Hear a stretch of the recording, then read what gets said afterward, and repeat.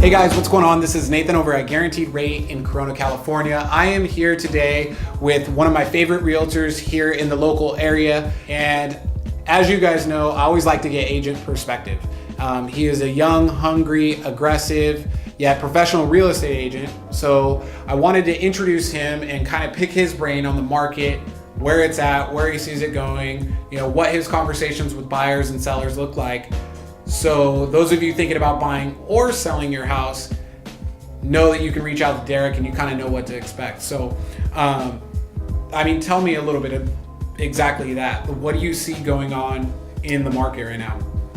Yeah, I think the biggest thing that we're seeing right now is a huge shortage of inventory. There's just not a lot of homes for sale in the market right now. How is that the shortage of inventory affecting sellers? It actually works in their favor because there's not a lot of competition for them. So it's actually driving the demand up for their home. Mm-hmm. So they're getting higher prices, selling quicker. And what about the buyers? Because it's a double-edged sword there. Exactly. As a buyer, you have to be competitive when you are putting in your offers.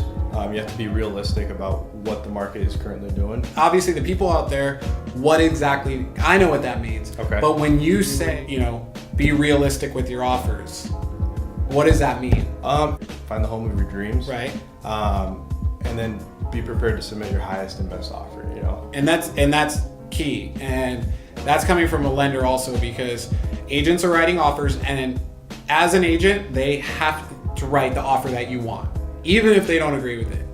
As a lender, I can just tell you exactly what I feel. And when I have clients that lowball it, I'm like, here's your pre-approval letter, but we might as well go out looking at other houses because it's not going to happen. Now, of course, obviously, if the house has been on the market for 200 days, it's a different story. But we're all talking about the houses that have just hit the market. So realistic, go in, highest and best offer, first time. Why are they doing that? Why would a client, because you're going to have the client that goes, well, why would I put my best foot forward because time? When you're submitting your offer, your goal is to win over the seller the first time. You're competing with up to 10 other buyers at a time. You have to make yourself stand out so that those sellers do want to work with you. They do think that you should be the one to have this house. So, and that's a good point, because at the end of the day, and don't get me wrong, there is something to be said for making relationships. Maybe you bond with the seller at an open house or whatever, but it's a business transaction. Exactly. And I think a lot of people forget that. Aside from them walking in and going, oh my God, this will be Johnny's room. This will be, we'll do this. We'll put our couch here.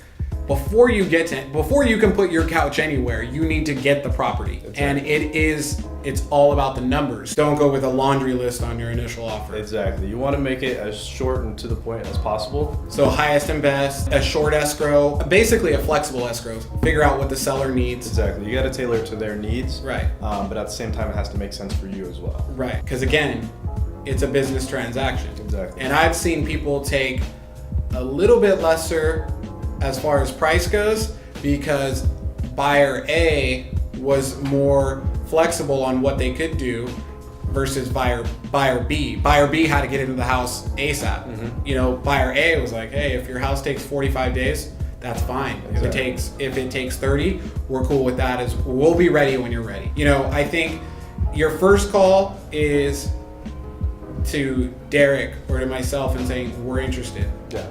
Now what? Exactly. And then it's our job to give you that roadmap to follow. And I've seen it time and time again.